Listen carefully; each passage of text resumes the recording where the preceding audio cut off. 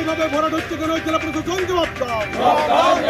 আমার বান ভরাটের বিরুদ্ধে আমাদের অবরোধ চলছে, চলবে।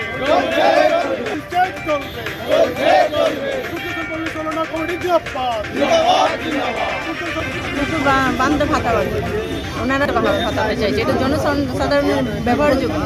যেখানে এটা বাস্তু কোনো রকমই হতে পারে না, যেটা জনগণের যেটা ব্যবহারযোগ্য সেটা কীভাবে উনি করতে পারেন?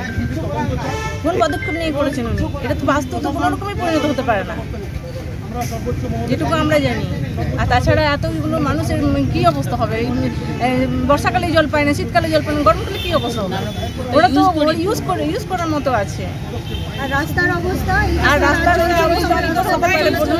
উনি কীভাবে করতে পারেন? এটা তো নামতে হবে।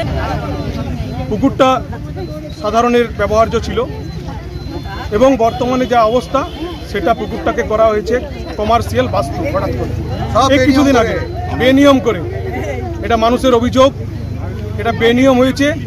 আমরা এর বিরুদ্ধে আমরা বিএলআরও সাহেব পুরুলিয়া, এসডিএলআরও সাহেব, ডিএলআরও সাহেব এবং জেলা পৌরসভা পৌর চেয়ারম্যান, আমাদের স্থানীয় কাউন্সিলর, 3 নম্বর ওয়ার্ডের কাউন্সিলর এবং আমরা সর্বোচ্চ জেলা প্রশাসনের কর্তা জেলা শাসক পুরুলিয়া এবং আমাদের পশ্চিমবঙ্গের মাননীয় মুখ্যমন্ত্রী মমতা বন্দ্যোপাধ্যায়কে আমরা বার্তা দিয়েছিলাম। আমরা লিখিতভাবে ইমেল মারফত বার্তা পাঠিয়েছি এবং দিদিকে বলতে ফোন করা হয়েছে এবং এখনও ডিএম এন্ডে পড়ে আছে, এসডিও এন্ডে পড়ে আছে। আমরা দিদিকে বলো যে 9137091370 নাম্বার, সেই নাম্বারে ফোন করা হয়েছে পাড়া থেকে, সূর্যসেনপল্লী থেকে, কিন্তু কোনো সুরা হয়নি। এবং গত কয়েকদিন ধরে জমির মালিক প্রশাসনকে তোয়াক্কা না করে, মানুষকে তোয়াক্কা না করে, এলাকার মানুষকে তোয়াক্কা না করে এখানে বাঁধ ভরাট হচ্ছে। যে সূর্যসেনপল্লীতে একটা দীর্ঘদিন ধরে একটা বাঁধ আছে, সেই বাঁধটার নাম কামার বাঁধ এবং বর্তমানে সেটা অধিকারীরা নিয়েছে। এটা রায়তি বাঁধ।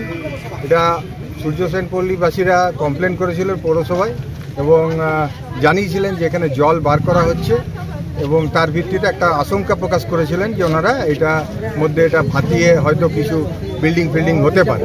তো তার ভিত্তিতে সঙ্গে সঙ্গে পৌরসভার চেয়ারম্যান আমাকে ডাকলেন এবং চেয়ারম্যান আমরা আলোচনা করলাম, ওনারাও ডেপুটেশন দিয়েছিলেন এবং আমরা এডিএম ডিএলআরওকে জানালাম ব্যাপারটা এবং বিএলআরওকে জানালাম যে ব্যাপারটা কি, স্ট্যাটাসটা জানান। তো ওনারা আমাদেরকে স্ট্যাটাসটা জানালেন যে ইয়ের ভিত্তিতে, কোর্টের অর্ডারের ভিত্তিতে ওনারা একটা বাস্তু কনভারসেশন দিয়েছেন, সেই কপি কমার্শিয়াল বাস্তু, সেই কপি এই সূর্যসেনপল্লীর বাসীর কমিটির লোক আমাদের কাছে চেয়েছিলেন।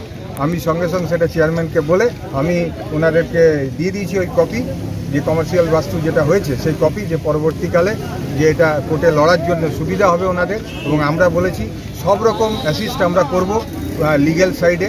ওনারা মেদিনীপুরে গ্রিন ট্রাইব্যুনালে যান বা হাইকোর্টে যান, আমাদের তরফ থেকে, পৌরসভার তরফ থেকে যা অ্যাসিস্ট করা আমরা করব।